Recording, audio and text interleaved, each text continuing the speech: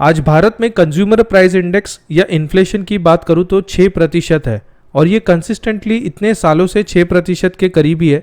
But आप हैरान हो जाओगे एक डेटा चेक करके कि एजुकेशन इन्फ्लेशन कॉस्ट जो है वो करीबन 11-12% के करीब है।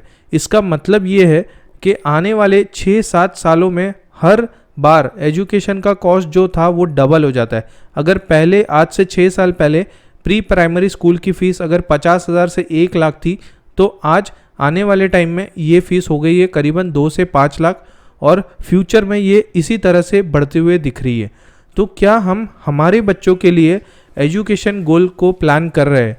क्या हम उनके ग्रेजुएशन पोस्ट ग्रेजुएशन के लिए एक बड़ा कॉर्पस खड़ा कर रहे हैं जो आज जो 6-7% का इन्फ्लेशन नॉर्मल इन्फ्लेशन है वो बीट करने के लिए आप एफडी शायद कर लोगे या फिर इंश्योरेंस प्लान के थ्रू कर लोगे, बट एजुकेशन का जो बड़ा कॉर्पस है जिसमें आपको मिनिमम 12% से ज़्यादा रिटर्न चाहिए, वो कॉर्पस कैसे खड़ा होगा?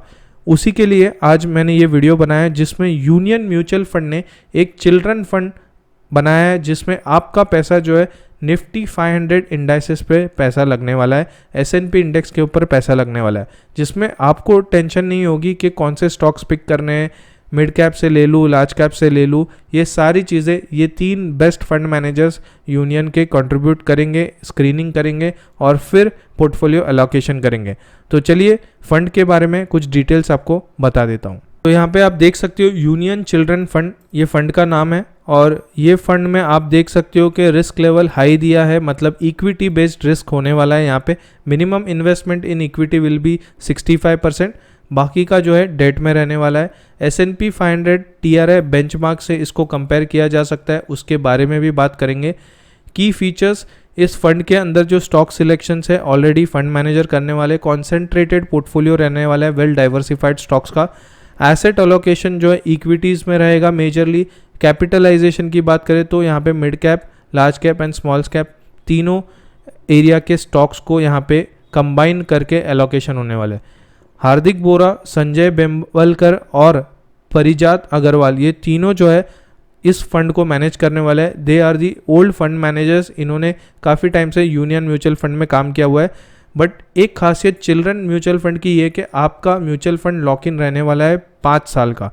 आपको ये डिसिप्लिन से इन्वेस्ट करने लगाने वाले हैं क्योंकि 5 साल में आपका पैसा जो है अच्छा खासा ग्रो कर सकता है और इनके ऊपर भी लोड नहीं होगा कि शॉर्ट टर्म लिक्विडिटी होनी चाहिए, अगर कोई पैसा विड्रॉ कर रहा है तो उसके लिए क्या स्ट्रैटेजी होनी चाहिए। तो ये लॉन्ग टर्म 5 साल का होराइजन लेके ये इन्वेस्टमेंट करेंगे इस फंड के अंदर। तो ये जो फंड्स यहाँ पे आप स्क्रीन पे देख रहे हो ये अभी मैनेज करे ये तीनों फंड मैनेजर्स। अब बात करते हैं कि निफ्टी ने कैसे रिटर्न दिए। यहाँ पे निफ्टी 500 इंडेक्स है, आप देख सकते हो 2019 से अगर बात करूँ मैं 2020, 21, 22, 23 अगर ये 4 साल का डेटा देखें तो 50.67% का रिटर्न है। डिवाइड बाय 4 कर दीजिए, करीबन 12% का रिटर्न देखने को मिल जाता है। वही अगर निफ्टी 500 का इंडेक्स लॉन्ग टर्म में देखें, आप यहाँ पे देख सकते हो कि ये SIP रिटर्न नहीं है, ये लमसम के रिटर्न है। इसके पहले जो रिटर्न्स बताए थे वो SIP के थे। अगर मैं 2013 की बात करूँ, दिसंबर के मंथ में चले जाते हैं यहाँ पे, तो दिसंबर के मंथ में हम आ गए ऑलमोस्ट। यहाँ पे आप देख सकते हो करीबन 275 to 270% के करीब रिटर्न देखने को मिलेगा। अगर आप इसको डिवाइड कर दो 10 साल से तो ये करीबन हो जाता है 27% के करीब, which is in a lump sum investment option.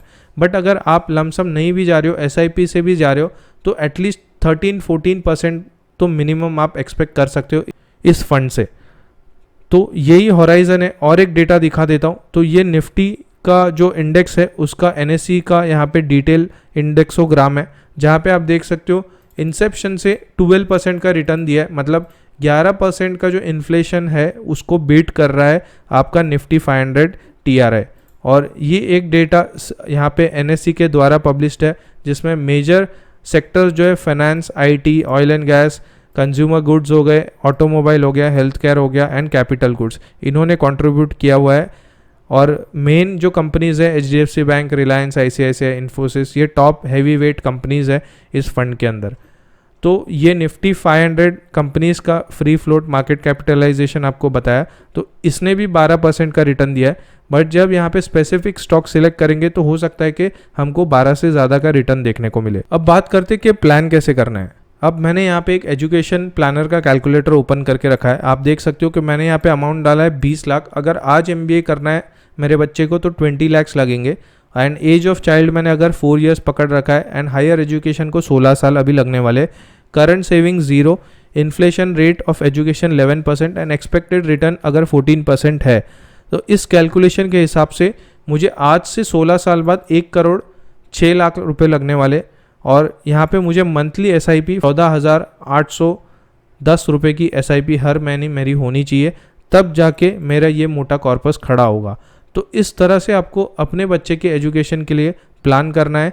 और इम्पॉर्टेंट ये है कि आप शुरू करें, एक फंड जमा करें, 5 साल का लॉक इन है, डिसिप्लिन से इन्वेस्टमेंट करें। तो आई होप ये वीडियो काफ़ी हेल्पफुल रहा होगा कि चिल्ड्रन एजुकेशन फंड को कैसे प्लान करना है वाया म्यूचुअल फंड। अगर आप इंटरेस्टेड हो अपने फाइनेंशियल प्लानिंग करने के लिए तो नीचे लिंक दिया हुआ है, अपना नाम नंबर छोड़ सकते हो और रीच आउट कर सकते हो मुझे, ताकि आपका पोर्टफोलियो कंस्ट्रक्शन किया जाए। मिलेंगे नेक्स्ट वीडियो में। अब till take care, bye bye for now.